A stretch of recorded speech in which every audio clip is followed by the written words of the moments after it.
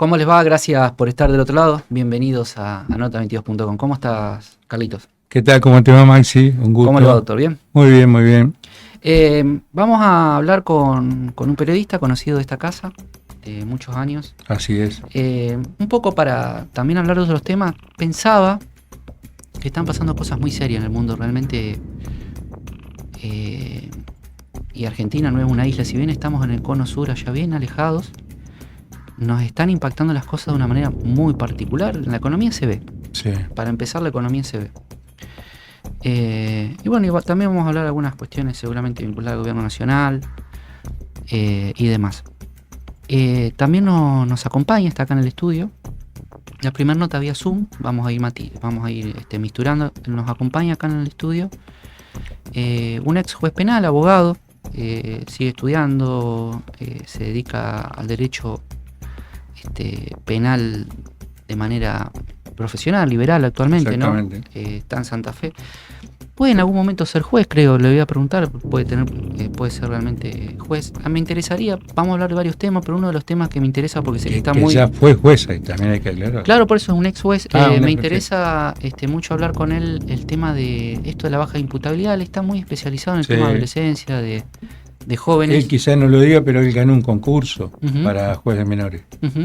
Por eso, está en un contexto adecuado, estamos ambientados en un contexto adecuado para hablar con él estos temas, me parece que nos puede acercar, y sobre todo porque es joven, porque muchas veces se habla con gente de mucha experiencia, como es tu caso, Carlos, y él tiene mucha experiencia a pesar de su corta edad y es joven, entonces está bueno poder dialogar. Y las visiones muchas veces de los viejos jueces no es la misma que la de los jóvenes que afrontan la magistratura y ven a lo mejor hoy la juventud y la infancia de una forma totalmente distinta, ¿no?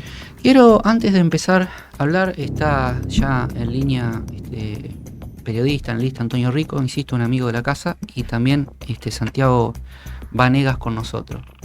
Pero antes quiero agradecer, realmente de alguna manera, sin serlo, me siento parte del libro, por eso atrás, además del Sindicato Docente Duda, aparece Nota 22. El Sindicato Docente Duda lo acompañó, digamos, en lo que es la edición del libro. Pero es un libro enteramente hecho por Carlos Damián Rena, Derecho, Justicia y Verdad. Ahí vemos la tapa y la contratapa del libro, ¿no? Bueno, y una dedicatoria adelante, la cual te agradezco mucho, Carlitos. Muchos de estos artículos, ¿no?, fueron publicados previamente en el portal nuestro, ¿no? La idea siempre fue ir publicando... Gracias por la dedicatoria. No, te la mereces. La idea siempre fue coordinar contenido jurídico de carácter penal y actualizado en Nota 22, que es un medio que todo el mundo sabe ya, ¿no es cierto?, tiene una gran repercusión. Hay artículos que vos sabrás mejor que yo, pero que han tenido 5.000 aperturas para la lectura, y algunos más o algunos menos, según el interés, ¿no es cierto?, que se muestra, pero todos son temas diversos, todos son temas de actualidad y muchos de esos... que son temas judiciales. Yo quiero resaltar algo, yo me voy a animar a decir algo, muchas cuestiones vinculadas a tu experiencia como magistrado, que de alguna manera ha podido volcarla. Sé que ya hay jueces que la han comprado, la pueden comprar acá en Santa Fe, o pedirla acá en Librería Cívica, ¿no?, que están Corrientes y San Martín. Exactamente, le quiero agradecer también a Librería Cívica, a Javier, que es realmente muy buena atención. Se puede comprar ahí a muy buen precio y tiene lo importante es el contenido. Digamos, un contenido muy importante a muy bajo precio. Sí, la idea es que se pueda acceder fácil, ¿no? Algo de lo que vos dijiste quiero aclararlo. Fue todos los temas, cuando vos decís principio de inocencia, en la facultad estudiás una cuestión que dice, bueno, tal es autor, dice el principio de inocencia, Zaffaroni dice tal. Yo a todos los temas los fui analizando desde mi experiencia. Claro. Es decir, de la cantidad de causas que uno fue viendo y cuáles serían los puntos débiles y cuáles serían los puntos más solventes, más sólidos de lo que se ven en la aplicación de la justicia.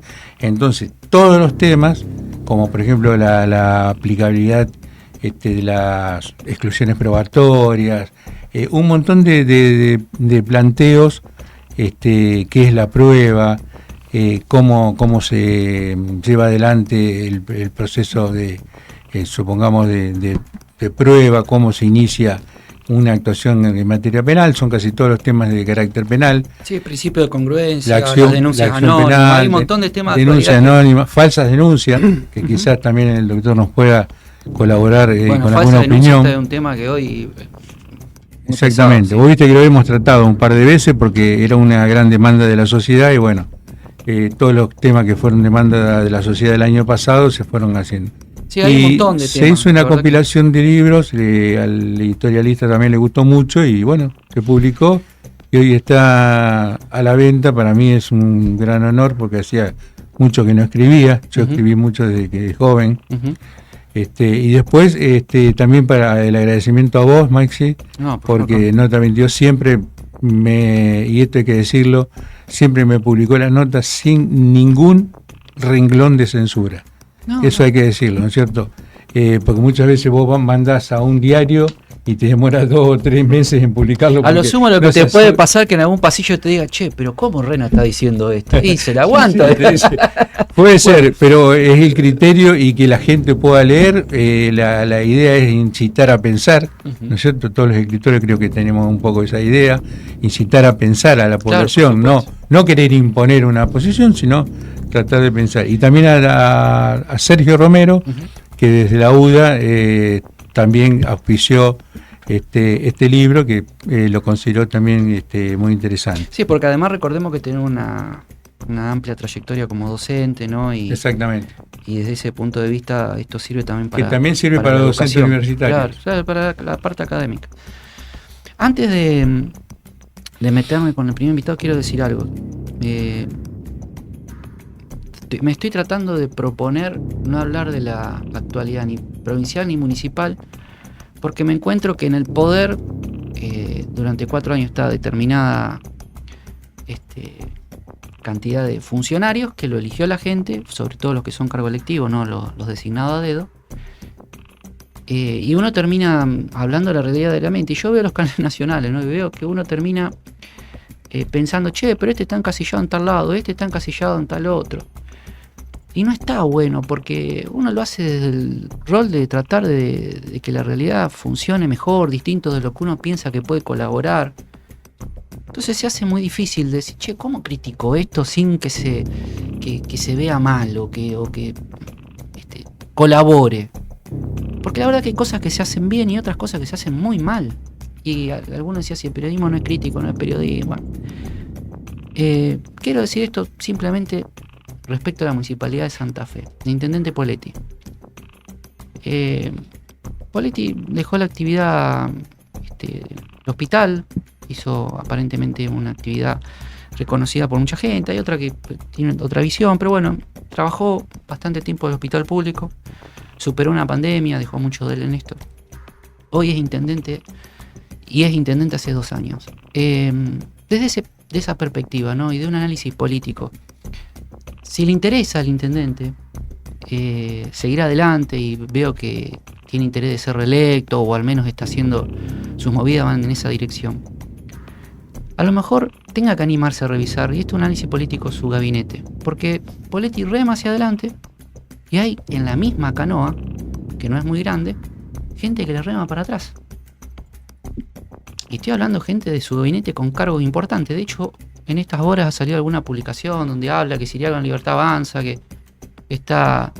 A ver, hay gente que lo acompañó para llegar al cargo, lo invitó a participar de política y que hoy le rema para atrás. Pero con ese ejemplo no se mueve la canoa. Bueno, entonces los resultados están a veces a la vista, porque a ver, está bien todo el centro, pero hay que recorrer los barrios. Entonces yo digo, con el afán de colaborar, a ver si se puede decir así, a que a nadie le caiga mal, porque hay gente que se enoja, uno no sabe cómo hablar, ¿viste? Se confunde, en realidad uno... A ver, si el intendente tiene voluntad de llevar la ciudad hacia adelante, haga un gabinete que le responda íntegramente. No un gabinete que él pone toda la fuerza, se sacan la foto con él, pero por abajo Pero también puede ser, Maxi, no sé, es una opinión que a lo mejor en la gestión inicial parece coincidir todos en el mismo punto, en el mismo planteo, y después, sobre la marcha, hay algunas disidencias, algunas cuestiones. Pienso yo, no sé, no... No tiene que ver con disidencia. Hay gente que le patean contra el intendente, punto. ¿Directamente? Sí. Y, a ver, esto es un análisis político de hechos de la realidad que se hablan diariamente con gente que participa en política y gente que lo ha acompañado a él, o que por una alianza estratégica en su momento, o porque se le ocurrió que Poletti podía ser intendente, hoy para atrás. Entonces yo digo, para que la ciudad funcione, y esto es hasta te diría una colaboración, qué sé yo, intelectual, llamémosle, si querés, de baja altura, si quieres llamarlo así, no hay problema. Pero me parece que el intendente tiene que conducir el municipio y todos llevarlo para el mismo lugar. Hoy hay gente que le patea en contra. Es mi visión y de lo que recolecto con información, hablando con mucha gente. Nada más que eso. Carlos, empecemos con Santiago Banegas, ¿no? Gracias por venir, doctor. Bueno, gracias Maxi y Carlos por la invitación. Se están planteando muchas reformas, ¿no? En materia penal. Ahora parece que el gobierno va a ir por otra. Lo que me llamó la atención es que apuntaron a la edad de las personas, ¿no? Como una manera de resolver los conflictos sociales, entiendo yo, ¿no? ¿Se soluciona o no se soluciona? Vos estás especializado en el tema de adolescencia, el tema de hecho de los menores en conflicto con la ley penal. Tenés un estudio realizado en mucho tiempo. ¿Cuál es tu visión general de este tema? No, en pocas palabras la respuesta a tu pregunta es no, digamos. La baja de la edad de la imputabilidad no soluciona el problema de la inseguridad, no soluciona la vinculación o el contacto de menores con la ley penal o con la delincuencia en general, e incluso puede tener un efecto colateral que es empujar hacia abajo la edad de los chicos que se empiezan a meter o a tener contacto con la ley penal. Uh-huh. Sobre todo esto se ve en estados donde los chicos son utilizados para delinquir en favor de adultos, y obviamente lo que hacen esos adultos es buscar niños inimputables. Entonces, si se baja la edad de inimputabilidad, como pasó, en lugar de buscar chicos de 15 años, van a empezar a buscar chicos de 13. Claro. Pero no es que van a dejar de buscar chicos para que trabajen, sobre todo en lo que es delincuencia organizada, narcotráfico, etcétera. Entonces, la verdad no es una solución.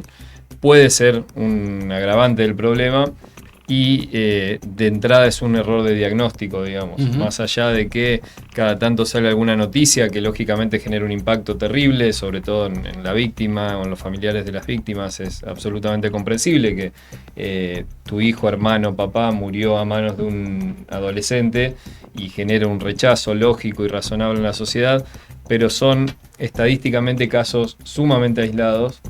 Entonces legislar teniendo en cuenta el caso aislado y por otro lado propugnando una forma de solucionar un problema que es prácticamente inexistente, pero encima con medidas que no solo no lo solucionan, sino que muy probablemente lo agraven, la verdad que no tiene sentido, salvo que si uno sabe cuál es el sentido, que sí lo tiene para quienes impulsan estas leyes, es una demagogia punitivista de decir, bueno, la gente quiere sangre, quiere venganza, y se la damos y con eso obtenemos votos. Pero desde el punto de vista práctico no tiene otro fin. ¿Vos qué visión tenés, Carlos, respecto a lo que él dice? Coincido totalmente, es como que se vende una idea, ¿no es cierto?, desde el punto de vista publicitario, el punitivismo fácil, digamos, esa es la salida fácil.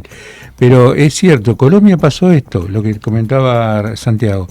Sicarios de 13 años. Claro. O sea que encima es más peligroso porque tienen menos capacidad evolutiva, madurativa, y tienen un arma y tienen algunas sustancias a veces disponibles.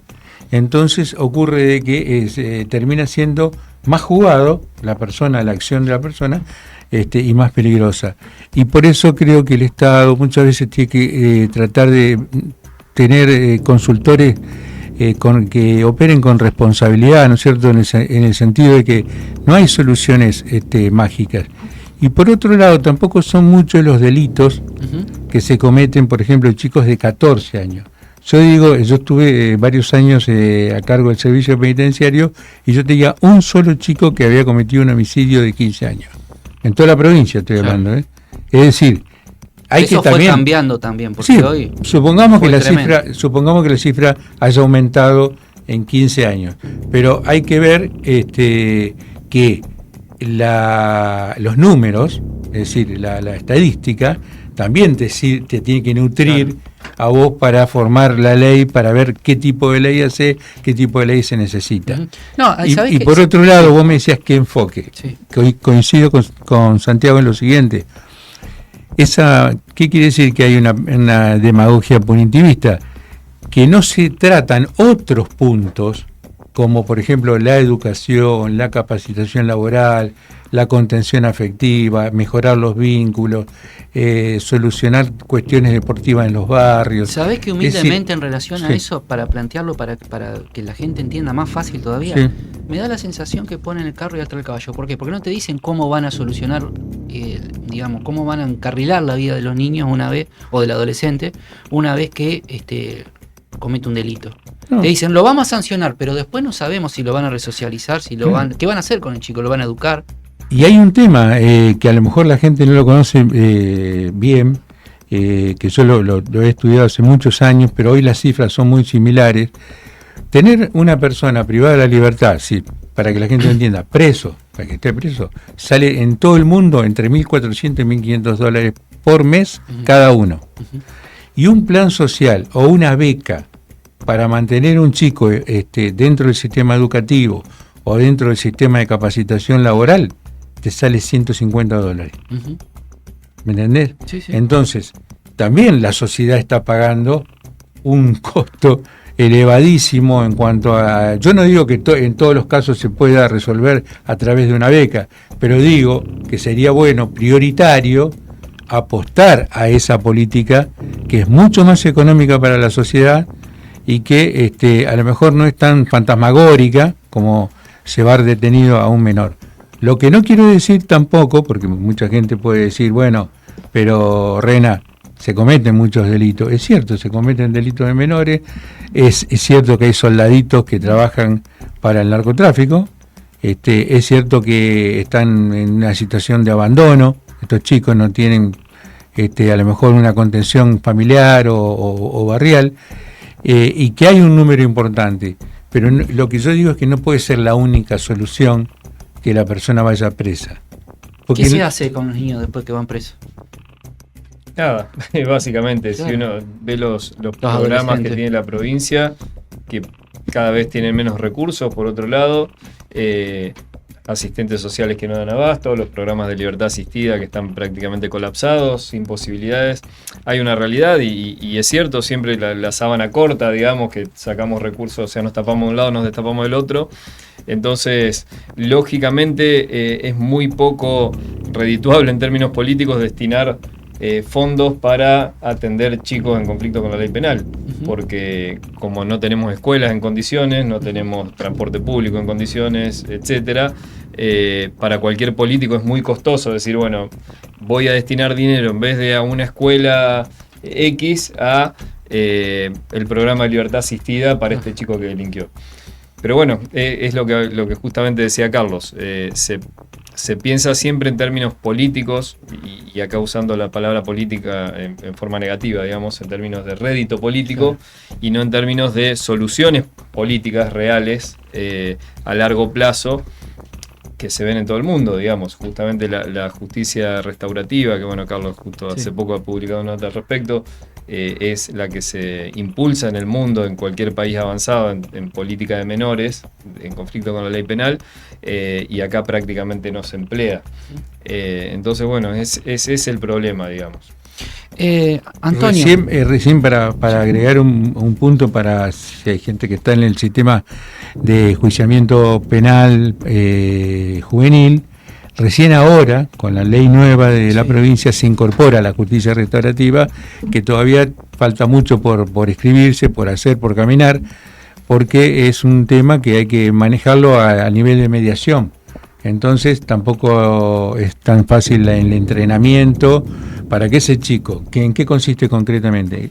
Que ese chico repare el daño que cometió desde el punto de vista económico con con la suma de dinero, si se apropió de alguna cosa, devolverla o pagarla, o con trabajo comunitario, con trabajo para poder pagarle a la víctima. Sí, satisfacer primero a la víctima, pero que esa persona no salga del ámbito, digamos, del camino correcto, que sería el trabajo, la educación y la familia. Antonio, antes de meternos en otros temas, un poco lo que escuchaste de nosotros, quiero valerme de tu capacidad de periodista de tantos años y que has transitado muchísimos, sos maestro además, y un poco se tocó ese tema acá. Se ha tocado muchísimo durante muchos años en tus medios el tema social. ¿Tenés una reflexión sobre esto de bajar la edad de imputabilidad de los menores? Permitime primero, Maxi, porque cuando yo lo veo a Carlos Rena, a un Rena con un libro en la mano, es inevitable que te cuente a vos y a la audiencia que por las venas de ese Rena corre savia del librero, de la editorial José Hernández, de Amílcar Rena, de Isidro Seandra, y seguramente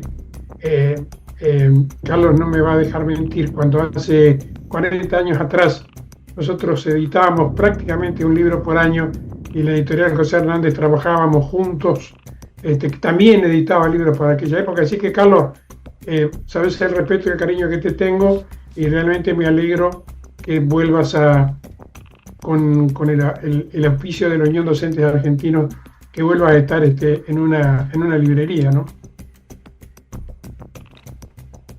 Bien. Antonio, te agradezco mucho la palabra. Con relación a lo que hablaba el doctor, la primera pregunta que se me ocurre es: ¿en cuántos países del mundo, por lo menos occidental, se ha demostrado que bajar la imputabilidad, sí, bajar los años para penar un delito a un pibe, se ha logrado efecto? Porque, a ver, no hay que tener tantos años de memoria para acordarse de Bloomberg y del caso de Axel, del hijo, y que terminó prácticamente... Bueno, lo que vos planteás ahora se habla del agravamiento de penas, así que está re vigente lo que estás planteando. Sí, bueno, por eso te estoy diciendo, se bajó la edad, corregime, Carlos, por favor, y no se logró absolutamente nada. Estamos ante un juez, Carlos Rena, y otro juez, que dice que en toda la provincia hay un caso. Déjense de hinchar las pelotas, para hablar bien y claro. A ver, los chicos tienen problemas mucho más serios, porque ese chico que termina de robar fue violado la noche anterior por un hermano, que a su vez fue violado por un padrastro, que a su vez el tercer marido que tiene la mamá, que a su vez violó entre ese hermano y violó a la hermana. Dejémonos de joder con esta estupidez de creer, ¿no es cierto?, que a la gilada se le puede vender, ¿cierto?, que si le bajamos un año va a haber menos delito. No hay que ser tan estúpido y tratar de no estupidizar a la gente. La problemática es muchísimo más seria. Hablen con cualquier docente que milite en una escuela de clase, de todas las clases le diría, de todas las clases, pero mucho más si es de clase media o media baja, y se va a encontrar con esto que yo le estoy diciendo. Y ahí es donde realmente el Estado debería tener alguna suerte de preocupación, y no si vamos a gastar $1.500 para nada, para ser un profesional del delito. Te puede salir profesional porque lo que se consigue estando dentro de una cárcel es profesionalizar el delito. Claro. Santiago, hay una cuestión que tiene que ver también con eso que planteaba Antonio, que me parece una realidad. Primero, creo que en el derecho penal tratan de solucionar problemas sociales, un poco, hasta te diría cultural en algunos puntos, y por otro lado, agravar las penas, que yo no sé si eso termina resolviendo los problemas. Daba el caso de Bloomberg, Antonio. Yo no sé si sirve realmente eso para solucionar los problemas que tiene la sociedad.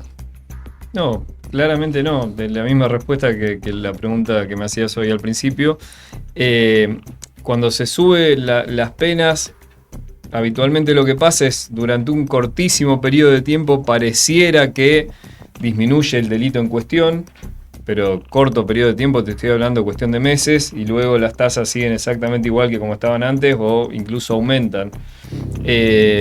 A ver, el sistema penal tiene una capacidad de contención del delito sumamente baja. Contrariamente a lo que piensa la gente, el castigo penal no resuelve el problema de la inseguridad en su mayoría. O sea, la incidencia que tiene es sumamente baja, sea para mayores o para menores. Y de hecho uno ve los países más seguros del mundo, no es que tengan penas altísimas, sino que son países que tienen índices altísimos de educación, de alfabetismo, índices muy bajos de pobreza, de exclusión social, etc. Entonces, vuelvo a lo mismo, no veo mal si como Estado se decide aumentar penas, si se decide castigar a chicos más chicos, etc. Es una discusión aparte, digamos, después podemos ver si está bien o mal. Lo que sí veo mal es la falta de honestidad intelectual a la hora de vender eso como si fuera una solución al problema de la inseguridad, cuando claramente no lo es. Y concretamente en lo que hace a menores, encima, al ampliar el abanico, al ampliar el universo, mejor dicho, de niños en contacto con la ley penal, se consiguen dos cosas que son sumamente perjudiciales. Una, lo que decía el periodista Antonio, sumamente cierto, que es que se mete chicos en la escuela del delito, porque un chico que empieza con 14 años a tener contactos con la comisaría, que está preso, que habla con chicos más grandes de 15, 16 años que quizás ya cometieron delitos más graves o comparte una celda con ellos, seguramente va a salir mucho peor. Eso por un lado. Y por otro lado, que el sistema ya no da abasto con la cantidad de chicos imputados que hay. O sea, hoy el sistema está colapsado. Imagínense si a ese sistema se le suma una enorme carga de trabajo más que implica tener muchos más chicos en contacto con la ley penal. Carlos, quería preguntarte por algo. Mira, voy a mostrarlo en pantalla. Retos actuales de la judicatura moderna. Esto forma parte de los escritos, ¿no?, que venís planteando. Bueno, algunos se vuelcan en libros. Por supuesto que le vamos a consultar, ¿no?, a Santiago, al doctor. También, y también a Antonio desde el punto de vista ciudadano, porque vos sabés que el primer crítico de la justicia es quien la sufre, o quien la reclama, o quien la analiza de la política. Sí, la nota está colgada en, nota 22, ¿no es cierto?, el artículo. Esto es un poco una proyección basada en la realidad actual, ¿no es cierto? ¿Cuáles serían los desafíos, los retos que tiene la justicia en la actualidad de acá para el futuro? En algunos casos la modernización tecnológica que refiere a la inteligencia artificial, al uso de la inteligencia artificial. Casi todos los días vemos determinadas fallos que hablan de que no se puede utilizar jurisprudencia de la inteligencia artificial porque pueden ser vos sabés que hay una provincia inexactos. Hay una provincia que lo toleró, salió por estas horas, no sé si fue en el sur del país, Chubut, ¿no es cierto? Claro. Sí, que lo empezó a tolerar, digamos, como parte de... Sí, y también la Corte creo que está sacando un sistema, una plataforma que habilita, digamos, el uso de la inteligencia artificial. Creo que también algunas provincias ya lo están implementando, porque es una gran herramienta para el abogado, para también el magistrado, búsqueda de bibliografía, ahora, búsqueda también de es cierto que hay un jurisprudencia. abogado que meten 2 o 3 normas y le dicen escribime, porque ahora hay un chat que vos pagás profesional, que Por digo, eso. algunos los conozco, te agarro y vos decís, che, ¿qué pasó que de un día para el otro empieza a escribir así? Por eso, obviamente cuando vos lees por ahí no encaja con lo que le pedí precisamente, pero bueno. Claro. Fíjate vos que está bueno. Vos te estás riendo, está algo buena la pregunta. Te debes haber visto. La pregunta que hace o el comentario, porque justamente uno de los puntos que yo resalto acá es el siguiente. Esto no se trata un copy y pegue para llenar páginas y hacer un fallo incoherente. Se trata de que el magistrado, ¿qué es lo que tiene que hacer? Analizar la prueba, analizar los argumentos de las partes, es decir, ver qué se hizo en la audiencia, y la inteligencia artificial puede servir para a lo mejor corroborar casos de jurisprudencia similares que hoy están en muchas redes, de muchas plataformas de ese tipo, pero que no pueden decirle al juez como si fuera una cuestión automática, usted tiene que resolver esto. Claro. El juez tiene que hacer un razonamiento probatorio que indique, mire, este testigo dijo esto, este testigo dijo esto, es decir, analizar los testimonios, analizar la figura penal, analizar el contenido y con su experiencia, que eso se llama la sana crítica racional, o sea, el razonamiento debe ser del juez, no de una máquina. Entonces ese es un poco también el desafío, ¿no? No solamente utilizar la inteligencia artificial o la nueva tecnología, que muchas veces se llama modernización, sino que el razonamiento sea del juez y por otro lado, a su vez, que existe independencia del Poder Judicial. ¿Por qué? Porque muchas veces ocurre que el Poder Judicial se deja influenciar no por la tecnología, sino muchas veces por mandatos de carácter políticos que dañan mucho, como dañan mucho las falsas denuncias que arruinan vidas, ¿no es cierto? Entonces el juez tiene que ver cuál es la prueba que le presenta el fiscal, y hacer el trabajo digamos, lo más digno posible. Es una herramienta, no es para que le reemplace el trabajo. ¿Sabes por qué te pregunto, Santiago? Vos trabajas mucho en redes y te gusta evidentemente la parte de comunicación del derecho, ¿no? Me parece que lo haces muy bien, está muy bueno. Si quieren seguirte, te pueden encontrar en distintas redes. La sensación que da es como que la inteligencia artificial vendría a reemplazar la profesión en algún momento, ¿o no? Y, a ver, en un largo plazo quizás sí, digamos, es increíble lo que ha avanzado la tecnología y no es algo que tampoco nos pueda asustar porque muchísimas profesiones a lo largo de la historia han ido desapareciendo producto de la tecnología. El tema que te juzga una máquina, que no tiene emociones, que no tiene... Tal cual. A ver, hoy en día creo que la inteligencia artificial está en un estado muy avanzado que si se sabe usar adecuadamente para lo que es redacción de escritos, incluso consultarle luego de uno elaborar una idea, decirle qué te parece esto, por ahí tener otro punto de vista, la verdad es una herramienta muy útil. Por supuesto, el error es cuando se pretende con esa herramienta reemplazar el raciocinio humano que hoy por hoy sigue estando muy por encima de la inteligencia artificial en muchísimos aspectos. Antonio, la inteligencia artificial va a sacar de carril el periodismo natural, tradicional. ¿Cómo lo ves a eso? Porque estamos hablando del derecho, pero en el tema del periodismo me parece que se viene con todo, ¿no? A ver, para quienes tenemos algunos años, podemos o hemos leído, yo pienso que lo que fue el Plan Cóndor, que fue el poder a través de los ejércitos, se reemplazó por el Plan Atlanta. El Plan Atlanta fue donde lo que muchos opinan hoy que la justicia, junto con el poder económico y los medios de comunicación, son quienes disponen lo bueno, lo malo y lo feo, diría yo, como aquella vieja película, ¿no? Entonces yo tengo que pensar que un juez va a ceder su capacidad de bajar el martillo a una inteligencia artificial. Ajá, y me lo tengo que creer encima. A ver, primero, la inteligencia artificial creo que todavía está en pañales y todavía más aún está en pañales los que utilizamos la inteligencia artificial. Usted me dice el periodismo y la inteligencia artificial. Entonces yo le pregunto, ¿cuántos periodistas hicieron cursos de inteligencia artificial para saber cómo utilizarla?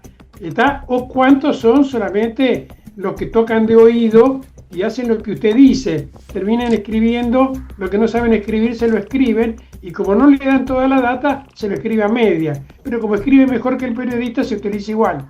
¿Me sigue, Maxi? Totalmente, muy atentamente. Ahí vuelvo con vos, Antonio, y retomamos el tema internacional que me preocupa, que veo que trabajás mucho en DERF y en las redes sobre este tema. Y antes de meterme con vos, se lo pregunto a Santiago. Es un tipo muy estudioso, Santiago. Te estás incluso cursando ahora, ¿no? Un doctorado.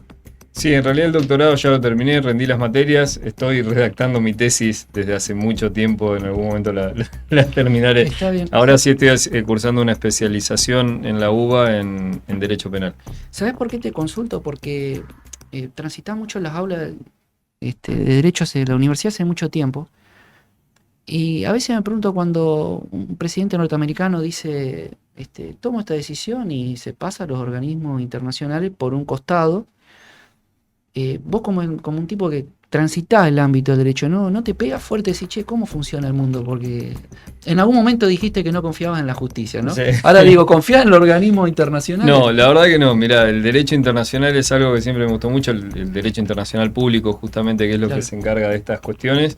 En su momento era una materia que me interesaba muchísimo, pero después viendo cómo funciona en la realidad es como que uno pierde todo tipo de interés.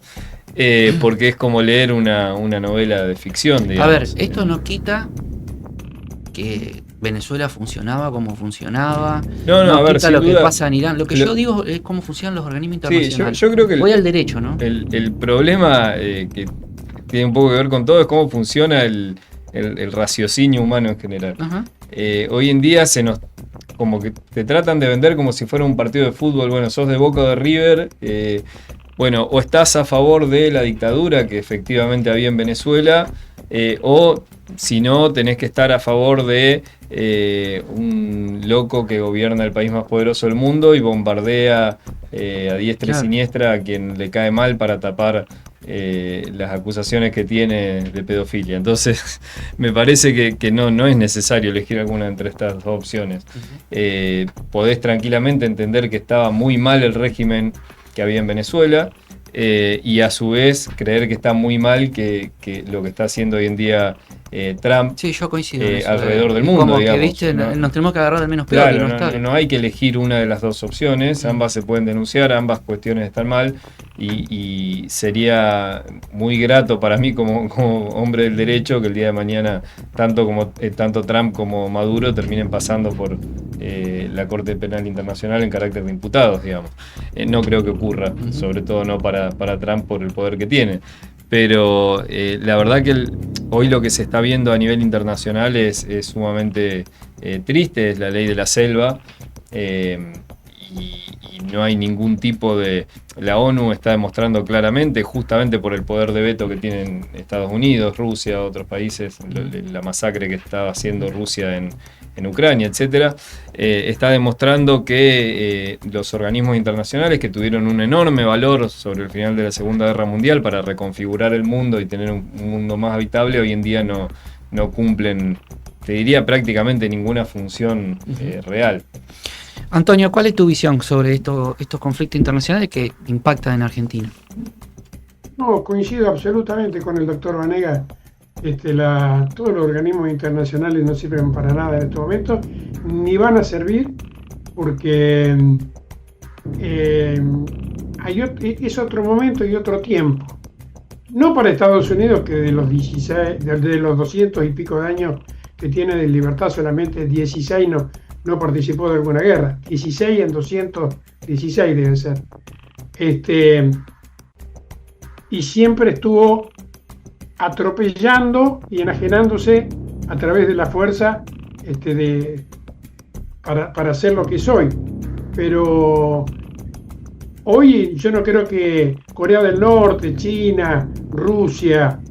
A ver, salió Trump a decirle a Alemania, a Francia, a Inglaterra, denme una mano para acomodemos el tema en el estrecho para que pueda salir. Y le dijeron, mirá, es tu problema. Y esto habla a la clara que ni la OTAN está hoy como un organismo unido. Me parece que estamos en unos días, te diría, Masi, en unos días. Uh-huh.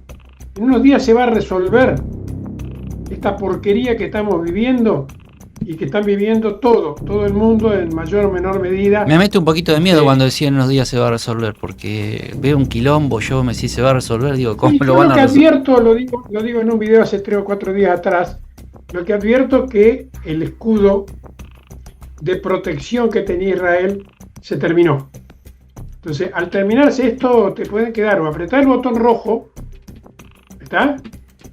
O te tenés que sentar a encontrar un equilibrio donde algunos barcos se van a tener que retirar y donde hay que entender que la moneda deja de ser el petrodólar y el dólar y aparece una competencia de monedas con el yen y un mundo dividido en lo económico. Que, a ver, todo esto lo mueve la guita, no estoy diciendo nada que no sepamos todo. Esto es un problema de guita, no es un problema de libertad, no es un problema que si no invadíamos, te voy a hacer acordar a la invasión de Irak que iban por las ojivas nucleares después del 11 de septiembre. Esto es una joda de los superpoderosos que saben que están en otro estadio, ¿no? Santiago, se reformó la Constitución, hemos hablado con vos en su momento de muchos ejes que abriste, que la verdad que tuvieron, digamos, su acercamiento. Lo dijiste de tal forma que yo sé que se escuchó de muchos lados, hubo muchas cuestiones que tuvieron que ver con lo que pasó en la legislatura de temas puntuales que vos planteaste. Bueno, la Constitución se reformó, hoy está vigente. ¿Cuáles son tus primeras impresiones con las primeras movidas posteriores, digo? Tema judicial. Concretamente, mis miedos se fueron confirmando, digamos. Concretamente en lo judicial, un gobierno que desarmó la Corte Suprema que había y armó una corte a su gusto. Esto lo digo, quiero ser muy respetuoso de los nombres que pasan a integrar la Corte, porque no implica que quizás sean luces, cada uno en su lugar y en su materia. De hecho, personas como el doctor Baclini, para quienes venimos del ámbito penal, sabemos que es una eminencia en ese sentido, pero la Corte Suprema es el órgano de autoridad y de poder, el único que es contrapoder o contramayoritario, porque el Poder Judicial no es elegido por el voto popular. Entonces cumple un rol fundamental justamente en este sistema de frenos y contrapesos del Poder Legislativo y del Poder Ejecutivo. Y a mí sinceramente me preocupa que un gobernador, sea, en este caso fue el licenciado Puyaro, pero podría ser cualquier otro y de cualquier partido o signo político, decida poner toda una Corte Suprema entera a su gusto. La verdad que es preocupante desde el punto de vista institucional. Yo siempre lo digo, nuestra provincia tiene unos cuantos siglos y esperemos que tenga unos cuantos más. Entonces, todas estas cuestiones que hacen a lo que es la institucionalidad deberían ser hechas con suma prudencia y siempre buscando que más allá del nombre que esté de acá 5, 10, 20 años, el sistema vaya funcionando cada vez mejor, con más controles, con más contrapesos y no a la inversa. Antonio, ¿cómo te cae el posicionamiento de Argentina frente a los conflictos que se están dando, su relación con Estados Unidos? Hay que darle ribotril y sacarle el alcohol al presidente, porque dice vamos a ganar la guerra. Yo prefiero, por lo menos porque se va el tiempo seguramente, explicar por qué yo creo que va a haber alguna suerte de decisión en las próximas horas. Y tiene que ver con que un misil que sale de Irán, hoy de los hipersónicos, que viaja a Mach 15, o sea 15 veces la velocidad del sonido, 18.000 kilómetros por hora, 18 veces más rápido del avión que usted se toma máximo de Sauce Viejo a Buenos Aires, 18 veces más rápido, a 8 kilómetros de llegar, puede ser interceptado por los radares rápidamente y hacer un cálculo de dónde va a caer. Pero cuando está en bajada y faltándole 8 kilómetros para llegar, se abre hasta en 100 bombas. Que siguen, las bombas de racimo, sí. Claro, que siguen a esa velocidad, 18.000 kilómetros por hora, y no hay forma no hay tiempo físico para que un misil salga a frenar. Entonces, ante esta nueva forma que aparece en la guerra, me parece que los obliga a sentarse y decir, che, ¿y ahora cómo? Israel queda absolutamente desprotegida, que es el corazón de Estados Unidos en Medio Oriente. Y esto también hace que todos los países digan, yo no juego.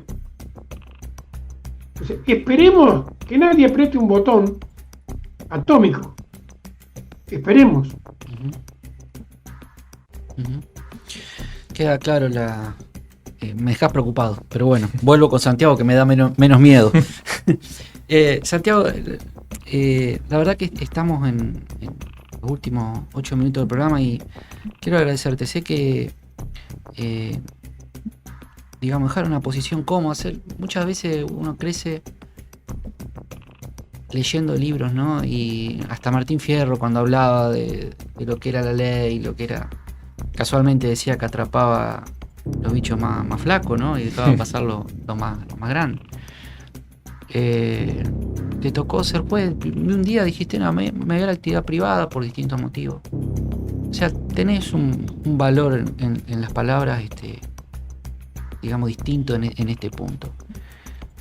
¿Cuál es el futuro del derecho en lo inmediato, en ejercicio profesional en la provincia de Santa Fe? Reformarse la Constitución es algo muy fuerte, muy fuerte. Te cambia la regla de juego incluso en alguna cuestión. Ahora, por ejemplo, se está hablando de reforma electoral a partir de reforma de la Constitución por la cantidad de diputados, cómo se van a distribuir. Sigue habiendo tejidos ahí. Bueno, me prometí que hoy iba a hablar menos sobre lo que pasa en la actualidad. ¿Cómo lo ves? ¿Qué es lo que te preocupa? ¿Qué cambiaría? ¿Hacia dónde van tus reflexiones con respecto a eso? Yo creo que, y voy a hablar específicamente de la parte penal, que es la que yo manejo, digamos, no me quiero tomar el atrevimiento de hablar de otros ámbitos. En el derecho penal lo que hay que hacer sí o sí en la provincia de Santa Fe, como una primera garantía frente al poder y frente a las corporaciones y las ideologías y las presiones de todo tipo que reciben los jueces, es instaurar el juicio por jurados, pero en forma completa, no como está ahora, que es solo para 5 delitos y nada más, sino que cualquier tipo de delito que vaya a juicio tiene que ser en juicio por jurados.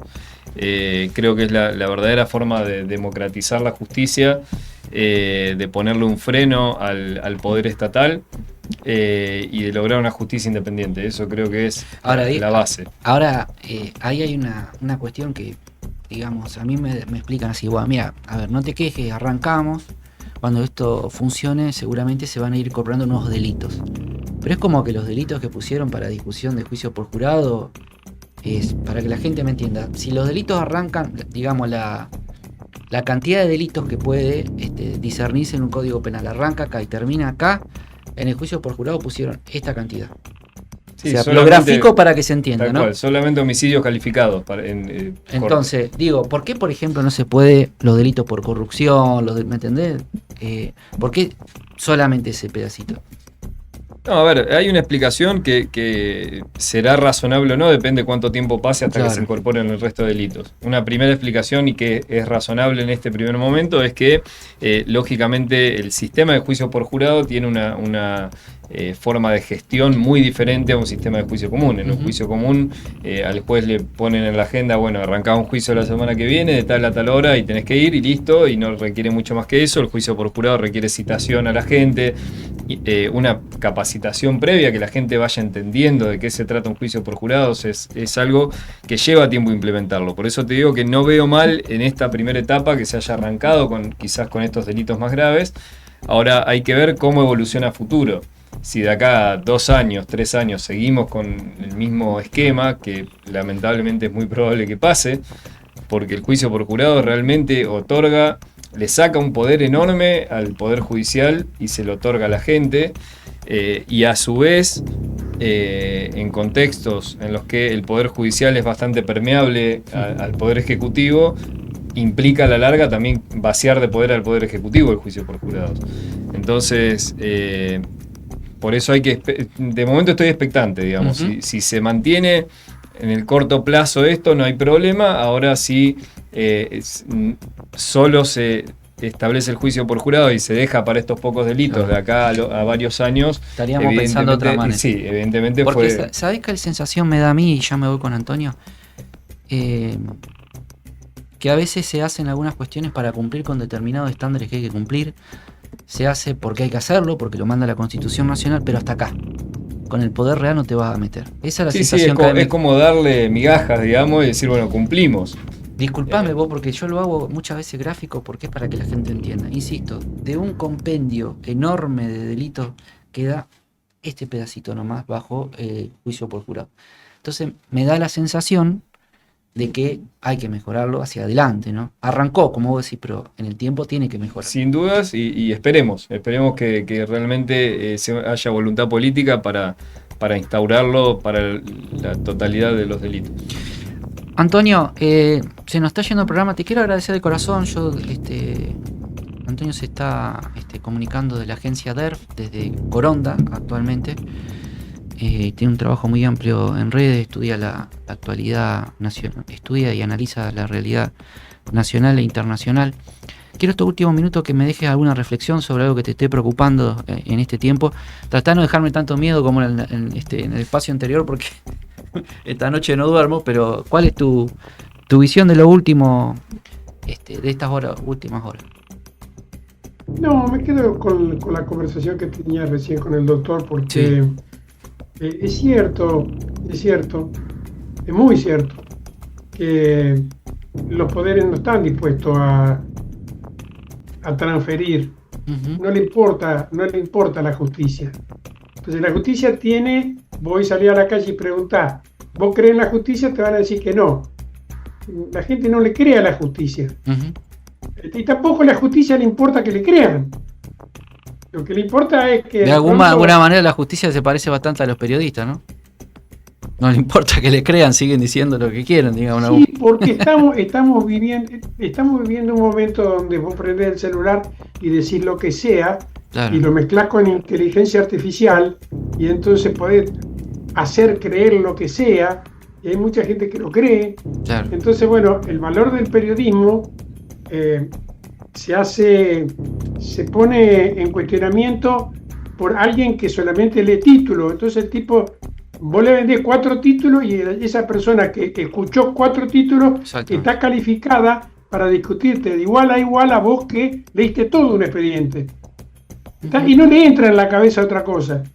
Y funciona así. Y el sistema funciona así. ¿Está? Entonces, bueno, me parece que hay que seguir remándola de donde vos estás, de donde yo estoy, porque uno lo hace desde la seguridad y la convicción de que no está engañando a la gente, del que dice lo que uno piensa y cree, y de lo que la vida le ha enseñado. Uh-huh. Así que tranquilo, es un momento donde va a haber muchos cambios, mucho en lo laboral también. La inteligencia artificial va a tener que hacer muchos jueguitos porque la gente va a tener mucho tiempo libre. Uh-huh. Y un hombre que tiene tanto tiempo libre termina siendo una cagada. Uh-huh.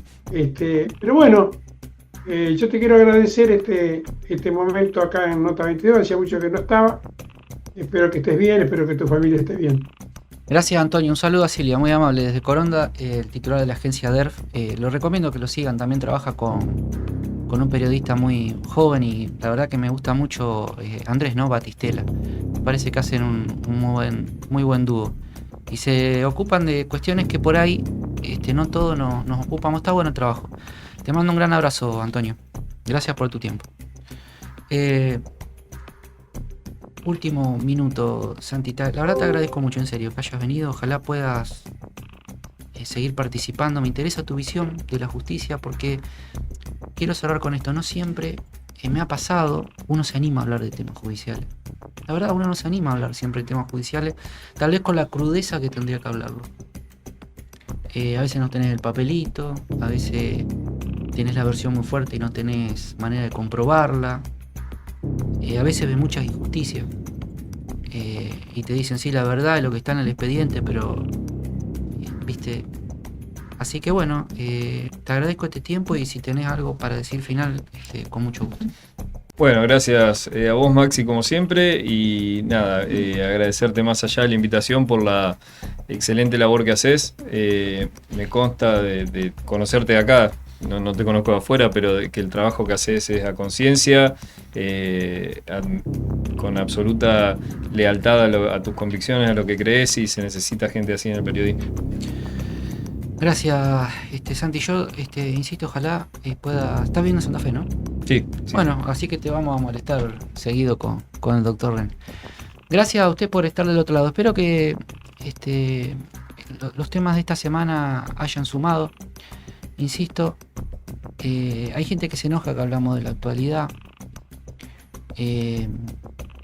Siempre es difícil hacer periodismo, pero en esta época es muy difícil. Es muy, muy difícil. Garrido la semana pasada me decía, estás como un político que... No, es difícil. Y la verdad que me encantan las dificultades. Nos vemos la semana que viene.